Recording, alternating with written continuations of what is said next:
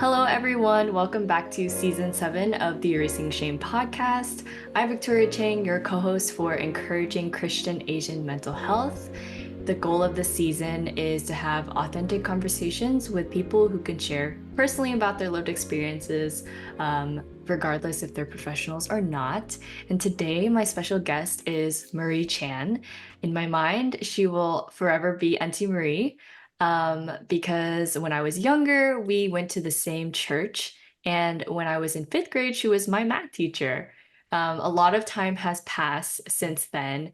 Marie, can you share a little bit about where you're currently residing and what you're up to? Thank you so much, Victoria. It's such a joy to be here with you. I'm now in Orange County, California, so far from our days back in Pittsburgh, Pennsylvania. And I am a writer, and I have an upcoming picture book biography that's coming out called Mamie Takes A Stand, the true story of Mamie Tape, a Chinese American girl's fight for school rights. I'm also an adoptive mom, and I care a lot about adoptees. So I serve in the Initiative for Vulnerable Children at Saddleback Church as a connection support group leader, which is a trauma informed support group for adoptive and foster parents. I also teach in our co op as well. So, yeah, I wear many hats. Yeah, and you also have a giant bunny? Yes. Yes, my bunny therapy, I call it. Yes. She's a 12-pound Flemish giant rabbit, and her name is Sunshine, that we adopted from the rescue, actually right before the COVID pandemic shut down. So she was a real joy to have through all of that. And yeah, we love her so much. And she does love books. She will let me know when I get a new book, she hears the rustling of those pages. And if I'm reading it aloud to my daughter in the other room, she lets me know, like, hey, I need to see that book too. And she's very persistent until I come over there and show her the pictures and read it aloud to her. So she's a reading rabbit. That's so cute. I didn't even know rabbits could enjoy books. Wow, amazing. She's a very good Um, listener. yeah, I bet. I bet. Animals are honestly great listeners most of the time. Yeah. So I wanted to have Marie on this podcast to share about her book, which I got a chance to read early before its release. It's releasing September 3rd. So either you will be listening to this podcast and it is going to release, or it will have already released, and you'll be able to find it in the show notes, where we'll link all the access to her books and different resources about this book.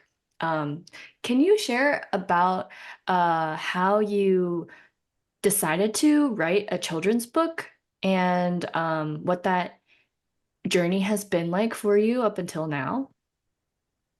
Yeah, I mean, I originally loved using diverse picture books in my classroom. I really felt like it was important to affirm the cultural heritage of my students. However, I never thought of myself as being like the one that would write the books. It was usually curriculum or lesson plans. So this came about through just me reading aloud a story to my daughter. It was actually the start of the pandemic in 2020, and we couldn't go to our local library to browse the shelves to actually check out a physical like hardcover book. And my daughter just had access to like her school's like online library on her like iPad. And she just chose this book out of the blue. I don't know if it was because it was Women's History Month or something, and it was called Separate is Never Equal by Duncan Tonatia. And I thought, that's interesting phrase. Like that reminded me of Brown versus Board of Education in 1954, that Supreme Court case that, outlawed segregation across the nation. But it was the protagonist, like the featured main character was a Latina girl. And it was reading all of these different names, city names where this case of Mendez et al. Versus Westminster et al. Made me think, wait, I recognize these cities. These are cities in California, close to where I grew up. I mean, my family used to dine on like dim sum at this one Chinese seafood restaurant that was literally like on the same street a mile away from where the Mendez case took place. And we passed by that all the time as when I was a child, and I never knew that there were separate Mexican schools and segregated schools in California. I thought it was something that only occurred, in the deep South and, just wasn't something in California. So I just went on this rabbit trail of research about school segregation in California. I was very curious because when I had taught in Los Angeles, my student population was mostly families who had immigrated from Mexico. And I was like, how come I didn't know about this person, Sylvia Mendez, and all the other families involved in this case? And so through that research, then it became even more personal. And I discovered Mamie Tape and the Tape v. Hurley case. And I was like, wait a second, now this is an even broader problem that I didn't know that Chinese Americans. So Mamie Tape stories in 1884, she was denied entrance into her local San Francisco public school, which was literally like a tenth of a mile from her home. That she was not allowed to go because her parents were immigrants from China, even though she was born in the United States. And so her case was fought all the way up to the California Supreme Court. And so that is why I decided, hey, there's no picture book biography yet about her. Let's make this accessible to families, especially busy families who don't have time to read large tomes of tomes of research. Let's make it so that they could read this in like 15, 20 minutes to their child at bedtime and have those conversations about race and broaden their perspective. Yeah. I was reading this book and I'm not a kid, and I'm not a parent, but as a young adult, I was learning a lot about Mamie's family, the boldness of her mother, to advocate for Mamie. And I was like, wow, I didn't even know that Chinese American or Chinese immigrant kids had this struggle. I learned about Ruby Bridges, but I didn't even know about Sylvia Mendez. I didn't know about Mamie Tape. And I'm guessing that all across the United States, there have been probably similar issues with people of color, immigrants, all the way back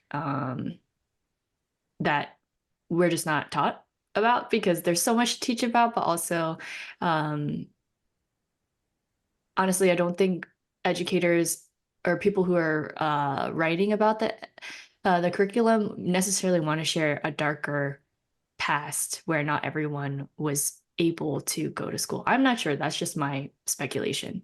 But when I was growing up, I only learned briefly about the Chinese Exclusion Act and Asian history in America for the maybe less than 5% of my whole education from like kindergarten all the way up until high school. And then when you go to college, you have to take certain classes if you want to learn about the Korean War or other specific parts of history. So I think this book is so accessible um, for people of all ages. And I'm really thankful that I got a chance to read it early and I have a copy. The illustrations are so beautiful. Um, I was wondering in the process of writing this, were there moments where you took in all this information and then had a hard time like whittling it down into a picture book? Or did you feel like that was the right format? Did you ever feel like you wanted to switch to maybe a larger book? Yeah, I mean, I knew I wanted to do it in a picture book format, but I knew this was a very complicated case because you have things going on in court, but then you also have things going on in the state assembly and legislation, and then you have also federal issues and like constitutional law. So there's just a lot of layers and complexities, and how do you pare that down within a very short amount of space, but also making so it doesn't sound like an encyclopedia entry. I Yeah. wanted it to read like a story. I wanted for readers to feel empathy and to really walk in Mamie's shoes, and for children to see themselves reflected in the pages of this book. And so I intentionally put metaphors and different literary devices, and I did plot out like a story arc to really keep it cohesive, and so it would read like a narrative and not just like an encyclopedia. But there were times I'm like, oh, should this be more like a graphic novel? Because a graphic novel's thicker. Hmm. Um, but I think in the end I was like, no, picture book. I'm not that good at writing graphic novels yet, so let me just Not stick with yet. picture book. Um, but I'm thankful that my editor, who's Asian American, he was very good at understanding the cultural nuances of Chinese culture and the intentionality of keeping certain Chinese phrases in the book and not omitting them. And so he was okay with it being slightly longer than a normal picture book and having it geared more towards middle grade readers. So I think like that's the balance that we found in the length. Yeah, I enjoyed it and I'm excited to share it with potentially some students that I teach, other friends as well. I think picture books are for adults too. They're not just for kids. And it's so accessible, right? Like, not everyone wants to do a rabbit hole of learning and compiling things by themselves and reading research papers or like encyclopedia entries. So this is perfect. Um, you mentioned in a conversation that we had earlier that sometimes uh, it might be exhausting as an author to be doing all of this research. Um, you did a lot of research on this book. And how did you take care of yourself and your mental and physical while writing this book? Yeah, I think something that is not talked a lot about in the writing community, especially the impact on BIPOC writers, is when we have to write about some tough topics like racial discrimination, that it can be almost like feeling like you're going through secondary trauma because you're parsing through a lot of articles, primary sources where there's a lot of, unfortunately, hate speech, a lot of propaganda, things that were written that are really hard to read. And you have to read them over and over again when you're doing the research, but you're also immersing yourself, right? Because you're trying to draw out that emotion, feel what the character felt. And so in some ways, you are kind of feeling those same things. I think what was particularly difficult is that when I started the research in 2020, there was there were many high incidents of anti-Asian hate.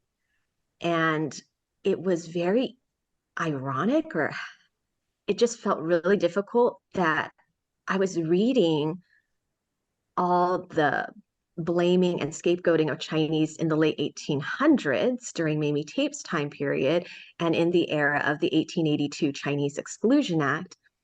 But at the same time, in 2020, I was seeing history repeating itself.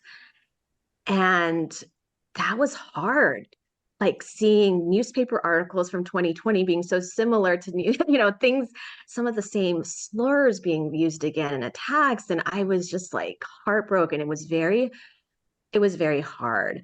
And so I think as a writer, if you are writing tough topics, I think it's okay to let yourself have some of those moments of respite.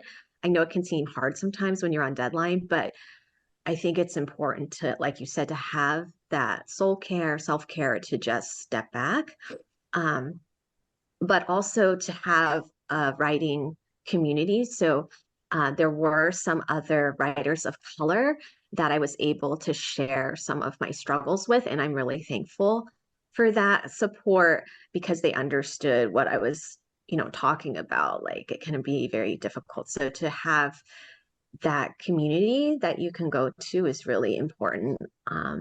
And just be kind to yourself that it's okay um, to take breaks and take care. Yeah, like all of that's integrated, like your physical, mental, emotional health, and take walks, take breaks. Feel Snuggle like with your giant bunny. snuggle with my bunny, a bunny therapy. Yeah.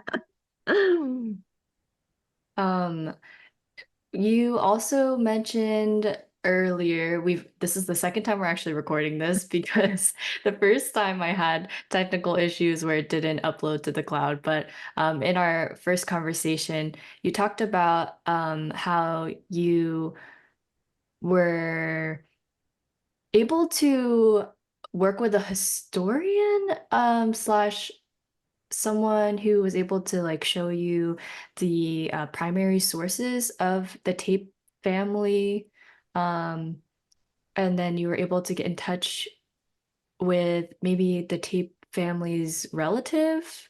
Can you talk more about that? Yeah, I think it really takes a village to make a book. I mean, my name's on the cover, but actually there were just so many different people. And I think that that's where I really encourage people to explore their histories, but also the elderly are like a wealth of information. And that was the joy of like interviewing all these different people. Yes, there was a professor, Asian American professor, Dr. May Nai. Some of you guys might be familiar with her work.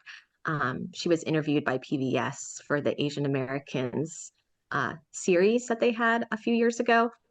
But she is a very um, good researcher, and she spent a lot of time researching the Tate family. So it was very kind of her to give me access to a digitized recording of Mamie Tape being interviewed about the Tate Hurley case in when she was in her late 90s, I believe. Yeah, she lived a long time. So this recording is from like the 1970s. And that was really helpful because it let me hear Mamie's voice, that she had courage and confidence, but she was also very kind and compassionate, and that she didn't have a lot of bitterness about the case. But she knew, like, what was right and wrong. But I mean, it was just so nice to hear her voice and hear her talk about her life. But there were other historians, people who had studied the architecture of the area, who had helped me.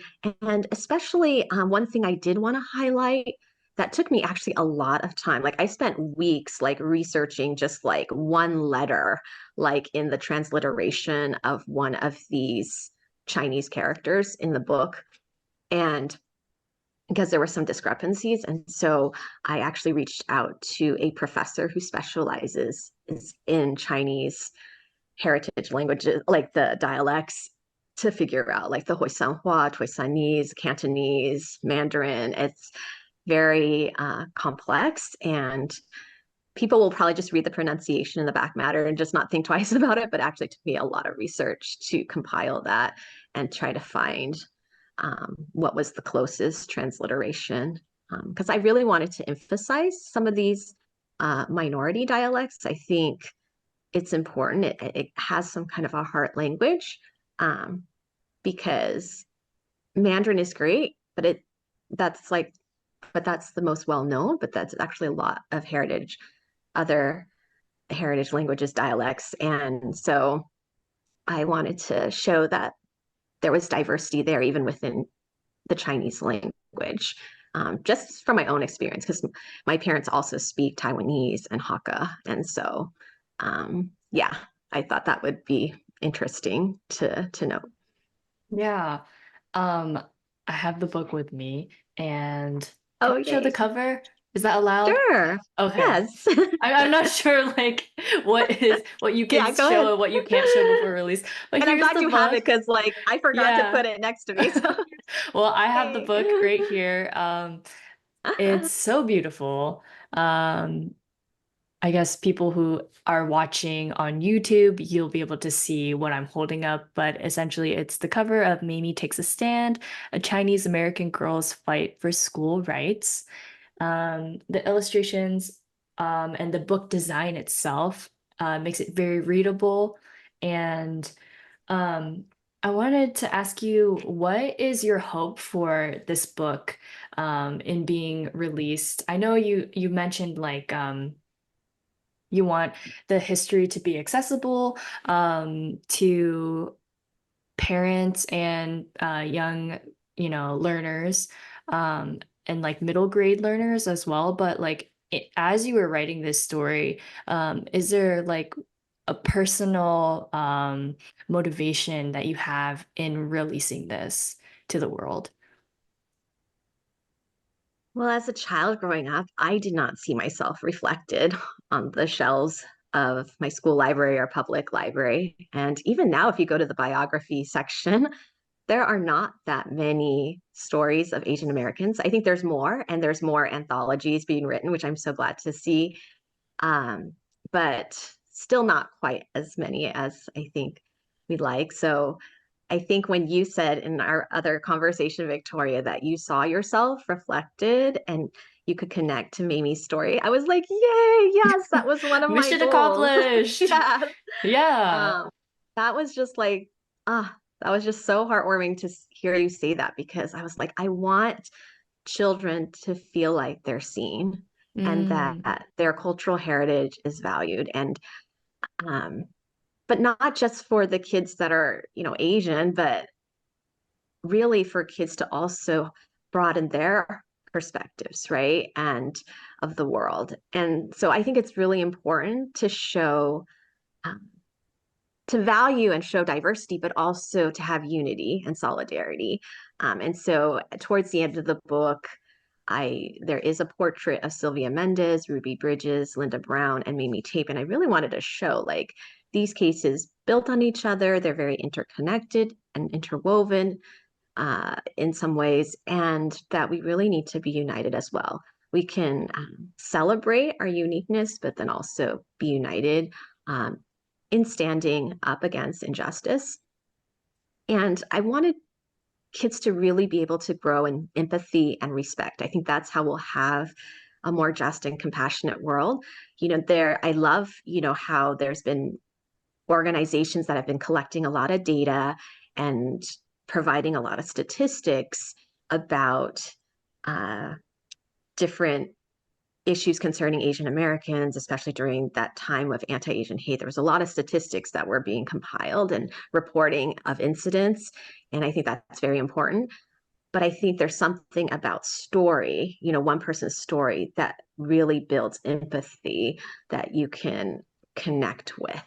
And so I wanted to show that. I also wanted to show allyship. If you saw my story, I was very intentional in showing that as well. I wanted to show a balance too. That way, if there are bystanders, what can you do with the gifts and the areas of influence you have in your community? So I wanted to also show that there is a place for everyone to be part of the solution. yeah, there's a great portion at the back of the book that has like discussion questions, I think, for Yes. people to talk about with whether you're reading it to your kid or just even for me to reflect on as a reader. Um, that can foster those kinds of like ponderings and conversations. Um, and then there's also a glossary that can lead to more learning about um, this topic. And you said that you were so happy when I mentioned that I saw myself in this book, and I'm glad because like it really is special to have books that I own on my shelf for me and for my future kids that like are not only uh, historically accurate and informative, but also just represent like what we look like, what we eat, even. I mentioned that one of my favorite portions of this book revolves around the food. Even though that's not a huge portion of the book, but when I saw that page, there's like a spread. And then on one side, it talks about how the Tape family would get food from the locals. And so like they would have bok choy brought to their home. And then some of Mamie's favorite foods were like chow mein and corn. And um, in my bio for Erasing Shame, I wrote about how I grew up from a mix of food. So like I am from like red bean buns at the local Chinese grocery store, but at the same time I love mac and cheese and hot dogs. Because I grew up like low income and that was like our great like yummy food. And so it's just interesting to have a mix of that. And then I see that in this book and I'm like, wow, I relate, even though this is from like the 1800s, I think I'm second or third gen, as a third gen Chinese American, to still be able to relate to Mamie from, hundreds of years ago is very interesting. So I am super excited for people to get their hands on this book. Can you tell us where? Oh, sorry, you want to say something? I was just going to say something about so there I did write a pretty extensive parent and educator guide that accompanies the book, and I did talk to Mamie Tape's great granddaughter to talk about Mm-hmm. how their family, the Tape family, cooked chow mein. So there's a Mm-hmm. recipe in that guide Mm-hmm. that talks about that. So I love how you could connect with that. And one other thing I did want to mention is, as you were talking, one of the other goals of my book was really identity Mm. formation. I think about myself, how I felt a lot of shame being Chinese American growing up, and just kind of wanting to mute that part of my identity. And I really want people to be able to celebrate like the unique way that God made them. And so I think Mm. there's something about uh, being made in the image of God that really spoke to me also. And I want to mention, so in the book, there is an excerpt from Mrs. Tape's letter to the school board about their mistreatment of Mamie. And those words really resonated with me especially when I was first researching the book. And they still resonate today, but she said, "Is it a disgrace to be born a Chinese? Didn't God make us all? What right have you to bar my child out of the public schools because she is a Chinese descent?" And I think sometimes as Asians, we feel that disgrace. And yet she's right. Like her question, didn't God make us all? No, yeah, that what they were doing was not biblical. Like God made us all and in our very unique way. And that's something that I want kids to know. Like that's something to celebrate. We want to affirm that Imago Day in you. Like it's a beautiful thing, not Mm. something to be ashamed of. Mm-hmm. Yeah, that letter from Mamie's mom, Mrs. Tape, also stuck out to me, especially the phrase like, didn't God make us all? And she's talking to, this was published in the newspaper, right, at the time. Mm-hmm. And then Yes. the people who are reading it, a lot of them were probably practicing Christians, right? And so they go to church, and I'm sure they're religious, but to, have someone remind you like of the Imago Dei and everyone, um, is very bold for her as a minority woman of color, to say that to the public newspaper. I mean, to everyone who's reading it, because the newspaper was the main form of media at the time. Yeah, and one struggle I had in the publishing of this book was whether or not to keep Mamie's mother's non-standard English. And I Mm, decided to print it exactly the way she wrote it.